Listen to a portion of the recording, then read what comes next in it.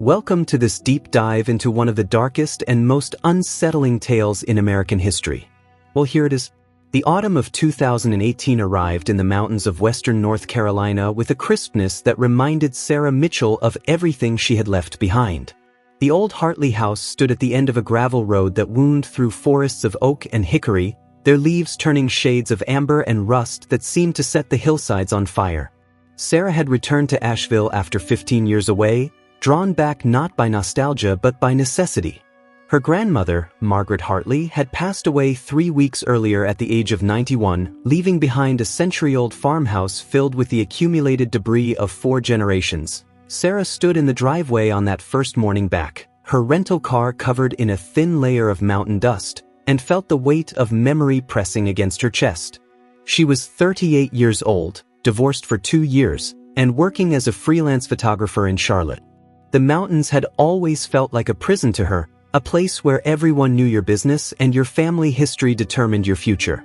She had fled to the city the moment she graduated high school, desperate to escape the suffocating small-town atmosphere and the whispers that had followed her family for as long as she could remember. The house looked smaller than she remembered, its white paint peeling in long strips that revealed the weathered gray wood beneath. The front porch sagged slightly on one side, and several of the shutters hung at odd angles. Margaret had lived alone here for the last 30 years, ever since Sarah's grandfather died, stubbornly refusing every offer to move into assisted living or to come stay with Sarah's mother in Tennessee. The old woman had been as tough as the mountains themselves, weathered and unyielding, keeping her secrets close and her past locked away. Sarah's mother, Linda, had made the trip from Knoxville but had only stayed long enough for the funeral before heading back, citing work obligations and a prior commitment. The truth was more complicated. Linda had always maintained a careful distance from her childhood home, visiting only on holidays and never staying more than a day or two. There was something in her mother's eyes whenever they drove up that mountain road, a tightness around her mouth that Sarah had learned not to question. Now, as executor of Margaret's modest estate, Sarah had been left with the task of sorting through the house, deciding what to keep and what to sell, and preparing the property for listing.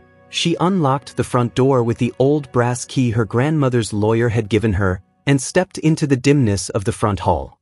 The air inside was stale and cool, carrying the scent of old wood, lavender sachets, and something else she couldn't quite identify. Dust motes swirled in the weak sunlight that filtered through the lace curtains.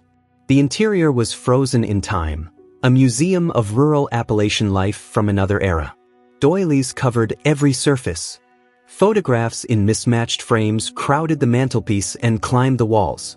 A grandfather clock in the corner had stopped at 3:15, though whether that was morning or afternoon, she had no way of knowing. Sarah spent the first 2 days working through the downstairs rooms, sorting items into boxes labeled keep, donate, and trash. She found her grandmother's wedding china, still in its original box and apparently never used. She found dozens of quilts, each one a masterpiece of careful stitching. She found letters from relatives she had never heard of, recipes written in faded ink on index cards, and a collection of ceramic figurines that must have numbered in the hundreds. It was slow, emotional work, each object a small window into her grandmother's life and the lives of those who came before. Not on the third day, Sarah climbed the narrow staircase to the second floor and confronted the closed door at the end of the hallway. The attic. Margaret had always kept it locked, and as a child, Sarah had been forbidden to go up there. Her grandmother had said it was dangerous, that the floorboards were rotten and the roof leaked. But Sarah had sometimes heard her grandmother moving around up there in the evenings, the creak of footsteps on old wood, the sound of boxes being moved. The attic door opened with a groan that seemed to echo through the entire house. A steep set of stairs rose into darkness, and Sarah had to feel along the wall for several moments before she found the light switch. A single bare bulb flickered to life, casting harsh shadows across a space that was much larger than she had imagined. The attic stretched the full length of the house, its peaked roof creating a tunnel-like space crammed with furniture, trunks, boxes, and the accumulated refuse of decades. Sarah stood at the top of the stairs and felt something shift in her chest, a sensation she couldn't quite name.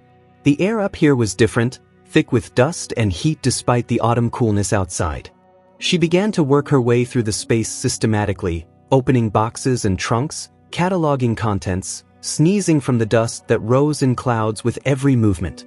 She found her mother's report cards from elementary school, her grandfather's military uniform from World War II, and a collection of old farming equipment that looked like instruments of torture to her city-trained eyes. It was late afternoon when she reached the far corner of the attic, where a tall wardrobe stood covered by a stained canvas tarp. Sarah pulled the tarp away and coughed as decades of dust filled her lungs. The wardrobe was beautiful, made of dark walnut with an ornate carved design across its doors. She tried the handles, expecting them to be locked, but they opened easily, revealing an interior packed with more boxes and bundles wrapped in yellowed newspaper. Sarah pulled out the first bundle and carefully unwrapped it. Inside was a christening gown, tiny and delicate, the lace yellowed with age but still intact. She set it aside and reached for another bundle, this one heavier and rectangular. The newspaper wrapping was brittle, fragmenting in her hands as she worked it loose. Inside was a portrait, oil on canvas, in an elaborate gilded frame that had seen better days. Sarah carried the portrait over to the bare light bulb and studied it carefully. The painting showed a woman and a young girl, posed formally as was the style of an earlier era. The woman sat in a high-backed chair, wearing a dark dress with a high collar and leg of mutton sleeves that suggested the 1890s. Her face was beautiful but severe, with high cheekbones and dark eyes that stared directly at the viewer. The girl, perhaps 7 or 8 years old, stood beside the chair with one hand resting on the armrest. She wore a white dress with a blue sash and had the same dark eyes as the woman, though her expression was softer, almost dreamy, but it was not the woman or the girl that caught Sarah's attention and held it. It was the shadow. Behind the chair, painted with remarkable skill, a man's shadow fell across the wall. Just a shadow, no figure, but rendered with such precision that Sarah could make out the silhouette of a man standing just outside the frame, watching the mother and daughter. The shadow showed broad shoulders, a hat, and what might have been a raised hand, as if caught in a gesture of greeting or warning. Sarah turned the portrait over, looking for any identification or date. On the back of the frame, someone had written in faded pencil, "Catherine and Lily, 1894, Boone." Nothing more. No last name, no indication of who the artist had been or why this portrait had been hidden away in her grandmother's attic. She flipped it back and studied the faces again, searching for some family resemblance, some connection that would explain why Margaret had kept this painting. The more she looked at the shadow on the wall, the more unsettled she became. There was something deliberate about it, something that suggested the artist had included it not as an accident of lighting but as a specific element of the composition. The shadow seemed to loom over the woman and child, protective or threatening. She couldn't quite decide which. Sarah carried the portrait downstairs and set it on the kitchen table where the afternoon light fell across it more evenly. She made coffee and sat studying the painting for nearly an hour, her photographer's eye noting details she had missed in the dim attic light. The brushwork was skilled, the kind of work that suggested a trained artist rather than an itinerant portrait painter. The clothing and furnishings spoke of wealth, or at least comfortable middle-class prosperity. And there, barely visible in the lower right corner, were 2 initials, TM. She pulled out her phone and took several high-resolution photographs of the painting, capturing the whole and then details of the faces, the clothing, the shadow. Then she opened her laptop and began to search. Boone, North Carolina, 1894. She found census records and old newspaper archives, but without a last name to work from, the search felt futile. Catherine and Lily could have been anyone. As the afternoon faded into evening, Sarah found herself drawn back to the portrait again and again. There was something about the woman's eyes, a sadness or perhaps a wariness that seemed to reach across more than a century. And the child, Lily, had an expression that struck Sarah as oddly familiar, though she couldn't quite place why. That night, Sarah slept in her grandmother's room, in the old 4-poster bed that creaked with every movement. She dreamed of shadows and portraits, of women in high-collared dresses walking through mountain forests, of whispered secrets and locked doors. She woke before dawn feeling unrest and unsettled, the dream clinging to her like cobwebs. Sarah spent the morning on the phone with her mother, trying to describe the portrait and asking if the names Catherine and Lily meant anything. Linda's responses were clipped and dismissive. She didn't know anything about an old painting in the attic. She had never been up there. Her mother had never mentioned anyone named Catherine or Lily. She needed to get back to work and couldn't talk anymore. The conversation left Sarah feeling frustrated and oddly suspicious. Her mother's voice had carried that same tight quality it always did when discussing anything related to the Hartley family history. Determined to find answers, Sarah drove into Asheville and spent the afternoon at Pack Memorial Library, working through their local history collection. The reference librarian, a woman in her 60s named Dorothy who seemed to know every family tree in the county, took an immediate interest in Sarah's quest. Together they combed through old city directories, cemetery records, and digitized newspaper archives. It was Dorothy who found the first real lead. A small notice in the Watauga Democrat from November 1894 reported the death of Catherine Hartley, aged 32, survived by her daughter Lily and her mother-in-law Rebecca Hartley of Boone. The notice was brief, offering no cause of death, but it confirmed that Catherine had been a Hartley, a member of Sarah's own family line. With the last name in hand, the search became easier. They found Catherine's marriage record from 1885, when she married James Hartley at age 23. They found a birth record for Lily from 1887. And then they found something that made Sarah's hands go cold. James Hartley's death certificate, dated June 1894, 5 months before Catherine's death. Cause of death, accident while working in lumber mill. Dorothy pulled up the census records from 1890.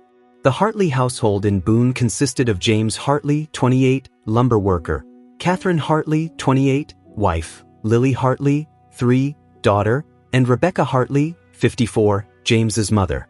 They were listed as owning their home free and clear, unusual for working-class families of that era. Sarah sat back in her chair and tried to piece the story together. Catherine Hartley was her great-great-grandmother. That would make Lily her great-grandmother. She had heard stories about a Lily Hartley who had married a man named Robert and moved to Asheville in the early 1900s, but her grandmother Margaret had rarely spoken about her own mother, and Sarah had assumed the woman died young, but the shadow in the portrait nagged at her. If James had died in June 1894 and the portrait was painted that same year, whose shadow had the artist captured? Catherine would have been a widow by then, perhaps having the portrait done as a memorial to her late husband. But the shadow didn't feel memorial. It felt present, immediate, watching. Dorothy suggested Sarah visit the Boone courthouse to search property records and wills, and perhaps stop by the local historical society. Sarah thanked her profusely and promised to let her know what she found. As she drove back to her grandmother's house in the fading afternoon light, she couldn't shake the feeling that she was pulling on a thread that might unravel something her family had worked very hard to keep stitched together. That evening, Sarah FaceTimed with her college roommate, Jessica, a genealogy enthusiast who had traced her own family back to colonial Virginia. She showed Jessica the photographs she had taken of the portrait and explained what she had found so far. Jessica's eyes lit up with the kind of excitement only another researcher could appreciate. Jessica suggested Sarah look for probate records for both James and Catherine Hartley. Wills and estate settlements often revealed family complications that other records obscured. She also recommended DNA testing, though she acknowledged that might be complicated given the time period they were looking at. Finally, she told Sarah to check newspaper archives more thoroughly. Deaths from accidents typically got more coverage than simple obituaries, especially in small mountain communities where such events would have been significant. Sarah returned to the digitized newspaper archives on her laptop, this time focusing on the Watauga Democrat from June and July 1894. She found what she was looking for on the third page of the June 23 issue. James Hartley, age 32, had been killed when a pile of logs shifted unexpectedly at the Morrison lumber mill outside Boone. The article noted that he left behind a wife and young daughter, and that he had been considered a skilled and careful worker, making the accident all the more tragic. The mill owner had provided a modest settlement to the widow, but there was something else, a small detail buried in the article that made Sarah read it 3 times to be sure she understood correctly. James Hartley had been working an overnight shift when the accident occurred. The article specifically mentioned that the accident happened around 2 in the morning, and James's body had not been discovered until the shift supervisor arrived at dawn. Sarah frowned at her screen. Why would a lumber mill be operating at 2 in the morning? She searched for more information about the Morrison lumber mill and found several articles from the 1890s mentioning labor disputes, long hours, and dangerous working conditions. Apparently, the mill had operated around the clock during peak season, though this was unusual for the time period. Workers had organized a strike in 1895, partly in response to the dangerous night shifts. The next morning, Sarah made the hour-long drive to Boone. The town sat in a valley surrounded by mountains, home to Appalachian State University and still retaining much of its historic downtown despite modern development. The courthouse was a newer building, but the clerk's office maintained records going back to the county's founding. Sarah filled out request forms and waited while clerks disappeared into back rooms, emerging with dusty ledgers and boxes of files. The property records showed that Rebecca Hartley had sold the family home in Boone in 1896 and moved to Asheville, where she purchased a smaller house. The Boone property had been sold to a lawyer named Thomas Miller for a sum that seemed surprisingly generous for a modest worker's cottage. Sarah wrote down the name, wondering if the initials on the portrait, TM, might have belonged to the same man. Catherine Hartley's will was brief and formal. Everything she owned was to go to her daughter Lily, with Rebecca Hartley serving as guardian until Lily came of age. The will had been written in August 1894, just 3 months before Catherine's death, and witnessed by the same Thomas Miller who had later purchased the Boone property. The will made no mention of how Catherine's estate was to be distributed beyond that simple instruction, but Sarah noted that it had been probated unusually quickly, within days of Catherine's death rather than the months that typically elapsed. James Hartley had died intestate, without a will. The probate record showed that his estate had consisted primarily of wages owed by the lumber mill and a few personal possessions. Catherine had been listed as sole heir. The lumber mill settlement was also documented, a payment of $200, a substantial sum for 1894 but not extraordinary. Sarah spent the afternoon at the Boone Area Historical Society, a small museum housed in an old store building on King Street. The curator, a retired history professor named Dr. Eugene Palmer, welcomed her warmly and listened with growing interest as she explained her research. He brought out boxes of photographs and documents related to Boone's lumber industry in the 1890s, spreading them across a large table in the museum's research room. Dr. Palmer pointed out several photographs showing the Morrison lumber mill, a sprawling complex of buildings and equipment perched on the banks of a creek. In one photograph, groups of workers posed with their tools, tough-looking men in worn clothes and weathered faces. Sarah studied each face, wondering if one of them might be James Hartley. The curator mentioned that Thomas Miller had been a prominent figure in Boone during that period, serving as both a lawyer and occasional judge. He had been instrumental in several business ventures and was remembered as a patron of the arts, unusual for a small mountain town. Dr. Palmer disappeared into his office and returned with a slim file containing several documents related to Miller. Among them was a photograph from around 1900 showing Miller standing in front of a substantial house. A distinguished-looking man in his 40s with a full beard and intense eyes. Sarah stared at the photograph for a long time. There was something about Miller's bearing, the way he stood with one hand slightly raised as if gesturing to someone out of frame, that reminded her of the shadow in the portrait. She asked Dr. Palmer if Miller had been an artist or if he had any known connection to portrait painting. The curator smiled and pulled another document from the file. A notice from the Watauga Democrat announcing that Thomas Miller, attorney at law, would be offering portrait services on weekends, having studied painting during his years at the university in Chapel Hill. The notice was dated March 1894. Sarah felt her pulse quicken. Thomas Miller had painted the portrait of Catherine and Lily Hartley. He had stood behind them in his studio or perhaps in their home, his shadow falling across the canvas as he worked. But why include the shadow? It was technically unnecessary, even distracting. Unless Miller had meant it as a signature of sorts, or unless the shadow represented something else entirely, something Sarah was only beginning to understand. Sarah returned to her grandmother's house as darkness fell over the mountains, her mind churning with questions and half-formed theories. She set the portrait on the mantelpiece in the front room and stood back, studying it in the lamplight. Catherine Hartley stared back at her with those dark, knowing eyes, and young Lily looked dreamily off to one side, her hand resting on her mother's chair. And behind them, Thomas Miller's shadow loomed, eternally watching, eternally present.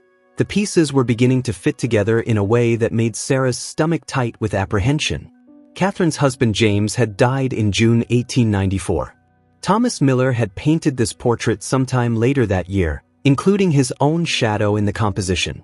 Catherine had died in November, just months after having her will drawn up. And Thomas Miller had purchased the Hartley property, the home where Catherine and Lily had lived. Sarah spent the evening creating a timeline, laying out everything she had learned in chronological order.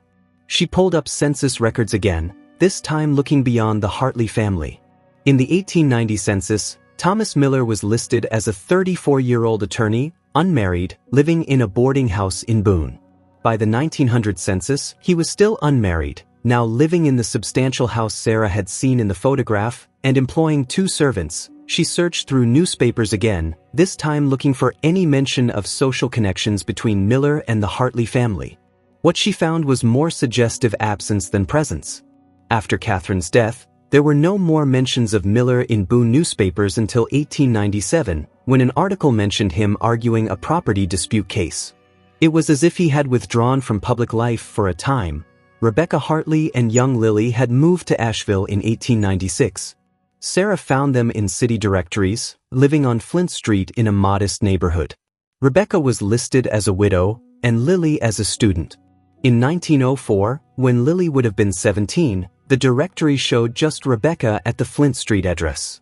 Lily had disappeared from the records. Sarah finally found Lily again in 1905 marriage records. Lily Hartley had married Robert Mitchell at age 18 in a simple ceremony at the Asheville courthouse. Robert was 25, a railroad worker. The witness listed was Rebecca Hartley.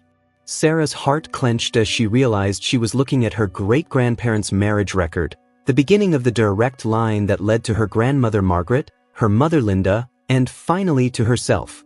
But what had happened to Lily between 1904 and 1905? And why had Rebecca moved the family away from Boone so quickly after Catherine's death? Sarah returned to the Boone newspapers, searching through issues from late 1894 and early 1895, looking for anything that might explain the urgency of their departure. She found it in a small notice from December 1894, a month after Catherine's death. Thomas Miller had announced his engagement to Miss Elizabeth Morrison, daughter of the owner of Morrison Lumber Mill. The wedding was planned for the following June. Sarah sat back and stared at the screen. Elizabeth Morrison, the daughter of the man who had employed James Hartley, the man whose mill had been responsible for James's death. The next piece fell into place with sickening clarity. She searched for Thomas Miller's marriage record and found it easily. He had married Elizabeth Morrison in June 1895 as planned. Elizabeth had been 26 at the time, considered almost a spinster by the standards of the era. The wedding had been a significant social event in Boone, mentioned in newspapers as far away as Asheville. Sarah pulled up property records again and traced the ownership of the old Hartley house.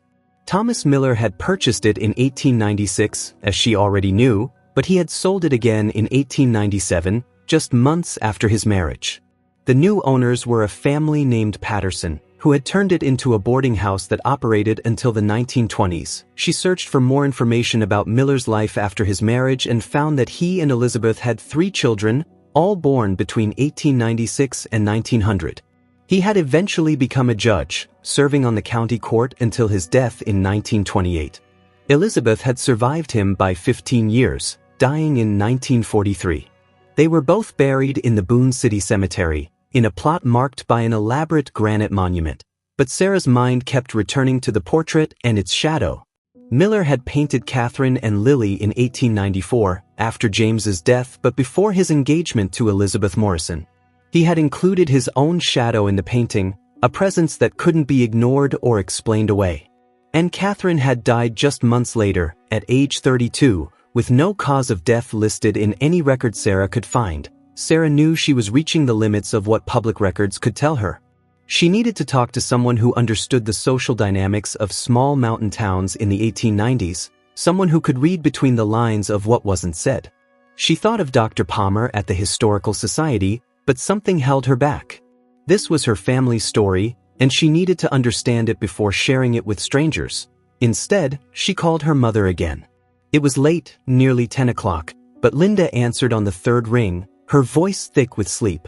Sarah apologized for the hour and then plunged ahead, asking direct questions she should have asked years ago. Had Linda ever heard anything about the Hartley family in Boone? Had her grandmother Margaret ever mentioned a woman named Catherine or a man named Thomas Miller? Her mother's response was immediate and sharp. Where had Sarah gotten those names? Why was she digging into old family business? Some things were better left buried. Linda's voice had risen, and Sarah could hear her father in the background, asking what was wrong. She tried to calm her mother down, to explain that she was just trying to understand their family history, but Linda cut her off. She didn't want to discuss this. She had told Sarah years ago to let the past stay in the past. And then she hung up. Sarah sat in the dark living room, the portrait visible in the lamplight from the hallway, and felt the weight of inherited secrets pressing down on her. Her mother's reaction had confirmed what Sarah had begun to suspect. The family knew something about Catherine Hartley and Thomas Miller, something that had been carefully hidden for over a century, passed down through whispered warnings and deliberate silences. She thought about her grandmother Margaret, stern and private, never talking about her own mother Lily except in the vaguest terms. She thought about her mother Linda, who had fled these mountains and never really come back, who changed the subject whenever Sarah asked about their family roots. And she thought about Catherine Hartley, dead at 32 with no stated cause, leaving behind a young daughter and a portrait that included the shadow of a man who wasn't her husband. The next morning, Sarah drove to the Asheville cemetery where her grandmother was buried. Margaret's grave was fresh, the red clay still raw and ungrassed. But nearby, in the older section of the cemetery, Sarah found other Hartley graves. Rebecca Hartley, who had died in 1921 at age 85. Robert Mitchell, Sarah's great-grandfather, dead in 1949 at 70. And there, next to Robert, was Lily Hartley Mitchell, born 1887, died 1956. Sarah stood at Lily's grave for a long time, looking at the simple granite marker. Lily had lived to be 69 years old, had raised a daughter who became Sarah's grandmother, had survived 2 world wars and the Great Depression. What had she remembered about her mother Catherine? What had she known about Thomas Miller? Had she understood the meaning of that shadow in the portrait, or had it just been an old painting, packed away and eventually forgotten? Sarah pulled out her phone and called Dr. Palmer at the Historical Society. She asked if he knew of any way to research causes of death for people who died in the 1890s, before death certificates became standardized. He suggested checking with local doctors if any records had survived, or perhaps church records if the family had been religious. He also mentioned that in small communities, old-timers sometimes remembered stories that never made it into official records. That led Sarah to spend the afternoon driving through Boone's older neighborhoods, stopping at any house that looked like it had been there for more than a few decades, knocking on doors and asking if anyone remembered stories about the Hartley family or Thomas Miller. Most people were polite but unhelpful. A few elderly residents remembered the name Miller but knew nothing about his personal life. One woman in her 90s, sitting on her front porch wrapped in quilts despite the mild October weather, asked Sarah why she wanted to know about things that happened so long ago. Sarah found herself telling the stranger, a woman whose name was Dorothy Bell Hastings, everything she had learned. Mrs. Hastings listened without interrupting, her faded blue eyes sharp and attentive. When Sarah finished, the old woman was quiet for a long moment. Then she spoke, her voice soft but clear. Her grandmother had worked as a housekeeper in Boone during the 1890s, she said, and had told her stories about the families she worked for. One of those families had been the Morrisons, who owned the lumber mill. Mrs. Hastings's grandmother had said that Thomas Miller had courted Elizabeth Morrison for years, but she had refused him repeatedly, finding him too ambitious and cold.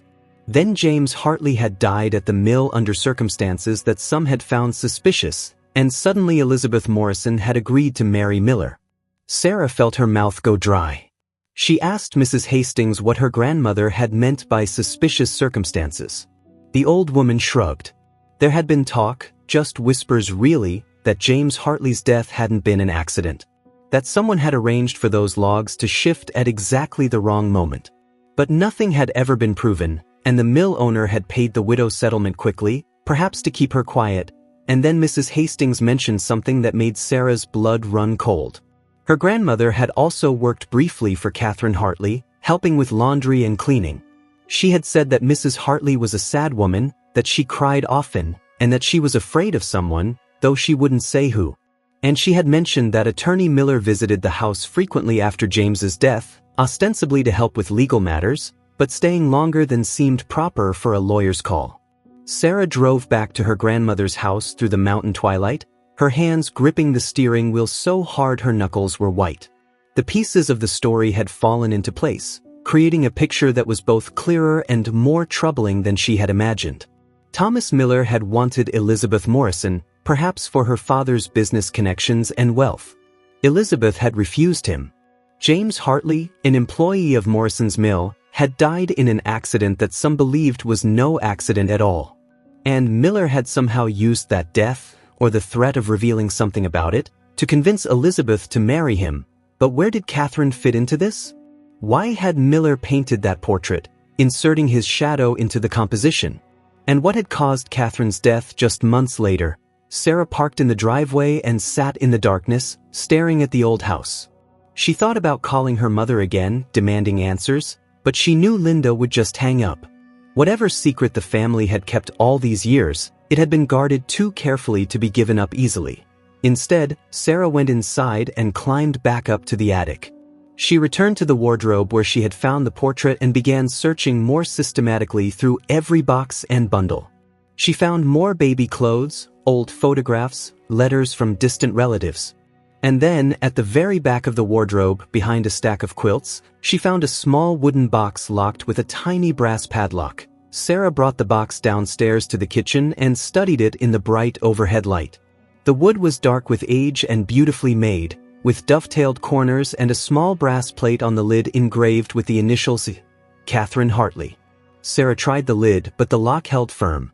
She searched through her grandmother's drawers until she found a ring of old keys, and on the third try, she found one that fit. Inside the box were letters, dozens of them, tied with faded ribbon. Sarah untied the first bundle with shaking hands and began to read. The letters were from Thomas Miller to Catherine Hartley, written between June and November of 1894. They started formally, addressing her as Mrs. Hartley and expressing condolences for her loss.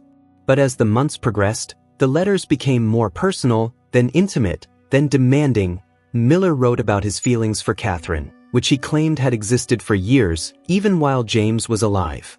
He wrote about his plans for their future together, how he would provide for her and Lily, how they would be a family.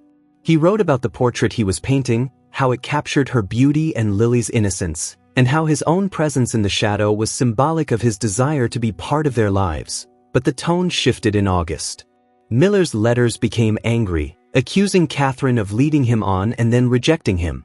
He mentioned his engagement to Elizabeth Morrison, describing it as a business arrangement necessary for his career, nothing more. He insisted that Catherine was the one he truly loved, that she owed him her loyalty after everything he had done for her, and then Sarah read a line that made her heart stop.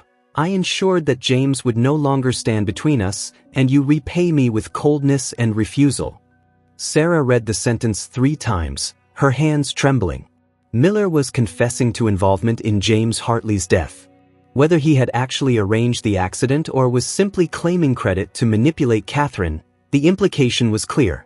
And Catherine had kept these letters, hidden them away rather than burning them or turning them over to authorities. The final letters in the bundle were desperate, with Miller begging Catherine to reconsider, threatening to reveal things that would ruin her reputation if she didn't comply with his wishes. He mentioned visits he had made to her house, gifts she had accepted, conversations they had shared. All of it could be twisted to suggest an improper relationship, scandalous enough to destroy Catherine's standing in the community and potentially even threaten her custody of Lily. And then there were no more letters. The bundle ended in early November, just days before Catherine's death. Sarah searched through the box, hoping to find something that would explain what had happened next, but there was nothing more from Miller. Instead, she found a single letter in a different hand, written by Rebecca Hartley to her granddaughter Lily, dated 1935. Sarah read it with tears streaming down her face. Rebecca wrote to Lily about her mother Catherine. telling her things that had been kept secret for over 40 years. Catherine had been a loving mother and a good woman who had found herself trapped in an impossible situation. After James's death, Thomas Miller had pursued her relentlessly, and when she refused him, he had made it clear that he could destroy what little security she had left. Rebecca wrote that Catherine had grown increasingly despondent as fall turned to winter, unable to see a way out of Miller's manipulation. On a November morning in 1894, Catherine had taken a bottle of laudanum, the opiate painkiller commonly used at the time for everything from headaches to insomnia. She had taken too much, whether intentionally or accidentally. Rebecca wrote that she would never know. Lily had been staying with Rebecca that night, and by the time Rebecca found Catherine the next morning, it was too late. The doctor who came had been sympathetic, listing the cause of death simply as heart failure, understanding what might happen to Catherine's reputation and to young Lily if the truth came out. Rebecca's letter went on to explain that she had immediately gathered Catherine's possessions and found Miller's letters. She had taken them and the portrait and moved to Asheville within weeks, determined to get Lily away from Boone and from Miller's influence. She had raised Lily to believe her mother had died of natural causes, a sudden illness that took her quickly. And she had kept the letters hidden, uncertain what to do with them but afraid to destroy evidence of Miller's crimes. Rebecca wrote that she was telling Lily this now because she was old and wanted her granddaughter to know the truth before she died. She urged Lily to destroy the letters, to let the past stay buried, to protect herself and her own daughter Margaret from the pain of this history. But Rebecca also wanted Lily to know that her mother had been brave and good, and that she had loved her daughter with all her heart. Sarah sat at the kitchen table with Rebecca's letter in her hands and wept for women she had never known. She wept for Catherine, trapped by a man's obsession and manipulation, seeing no way out. She wept for Rebecca, carrying this terrible knowledge and protecting her granddaughter from it. And she wept for Lily, who had lived most of her life not knowing how her mother had really died, and for Margaret, who had inherited these secrets and this hidden pain. But Lily had not destroyed the letters as Rebecca suggested. She had kept them, hidden them away in a locked box, and eventually passed them to her daughter Margaret. And Margaret had locked them in the attic, unable to throw them away but unable to confront them either. 3 generations of women keeping this secret, each one burdened by what had happened to Catherine Hartley. Sarah spent the next day alone in the house, reading and rereading the letters, trying to understand all the implications. Thomas Miller had gotten away with murder, or at the very least with manslaughter and coercion. He had married Elizabeth Morrison and built a respected career as a lawyer and judge. He had died an old man, honored by his community, his crimes unknown and unpunished. The thought made Sarah physically sick, but what could she do with this information now? Everyone involved had been dead for decades. There was no justice to be sought, no way to right the wrongs that had been done. She thought about going public with the letters, about writing an article or a book exposing Miller's actions. But she also thought about her mother and what it would mean to drag the family name through this scandal. A century later, Sarah called her mother one more time. Linda answered cautiously, and Sarah told her everything she had found. She read portions of Miller's letters and Rebecca's explanation. And then she waited for her mother to respond. Linda was quiet for a long time. When she finally spoke, her voice was thick with emotion. She had known some of this, she admitted. Margaret had told her shortly before Linda married, had wanted her to understand why the Hartley family had always been so private, so careful about their reputation. But Margaret had never shown her the actual letters, and Linda had never wanted to know more details. It was easier to leave it all buried in the past. But Linda also said something that surprised Sarah. She told her to do whatever she thought was right with the information. If Sarah wanted to make it public, Linda wouldn't stop her. If she wanted to keep it private, that was fine too. Linda was tired of carrying this weight, tired of the silence and the shame that came with secrets. Catherine Hartley had been a victim, not a scandal, and maybe it was time people knew that. Sarah spent several more days thinking about what to do. She consulted with Dr. Palmer at the Historical Society, showing him the letters and the portrait. He was fascinated and horrified in equal measure, and he suggested that the materials belonged in an archive where they could be studied properly. He mentioned that there had been other cases from this era of prominent men using their power to manipulate or harm vulnerable women, and that Catherine's story was part of a larger pattern that historians needed to understand. In the end, Sarah decided on a middle path. She would donate the letters and the portrait to the North Carolina State Archives, where they would be available to researchers but not sensationalized in the media. She would write her own account of Catherine's story, focusing on the social and economic factors that had left widows like Catherine vulnerable to exploitation. And she would work with Dr. Palmer to create a small exhibit at the Boone Historical Society about women's experiences in the Appalachian lumber towns of the 1890s, using Catherine's story as a central example but contextualizing it within broader historical patterns. Sarah also decided to keep the house rather than selling it. She would renovate it, turn it into something between a home and a small writer's retreat, a place where she could work on her photography and writing projects. She had left these mountains 15 years ago, fleeing from gossip and small-town limitations. But she understood now that she had also been fleeing from her family's history, from the weight of secrets she hadn't even known she was carrying. 6 months later, Sarah stood in the Boone Historical Society at the opening of the exhibition she and Dr. Palmer had created.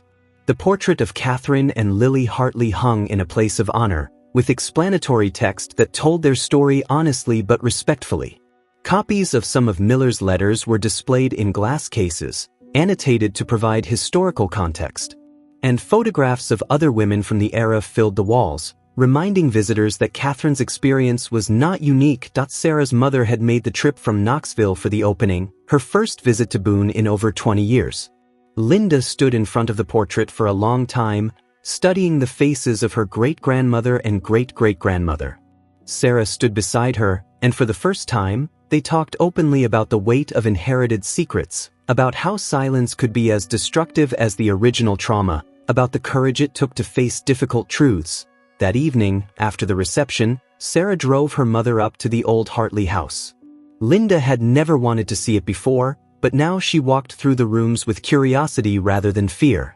They stood together in the renovated kitchen, drinking tea, and Linda told Sarah stories she had heard from Margaret, small memories of Lily that had been shared in quiet moments. Lily had been a kind woman, devoted to her daughter, but there had been a sadness in her that never quite left. Now they understood why. Sarah had learned something important through this process. The past didn't stay buried, no matter how deeply it was hidden or how many generations tried to forget it. It leaked through in silences and tensions, in unexplained fears and inherited anxieties. Breaking that silence, speaking truth about difficult histories, was painful but necessary.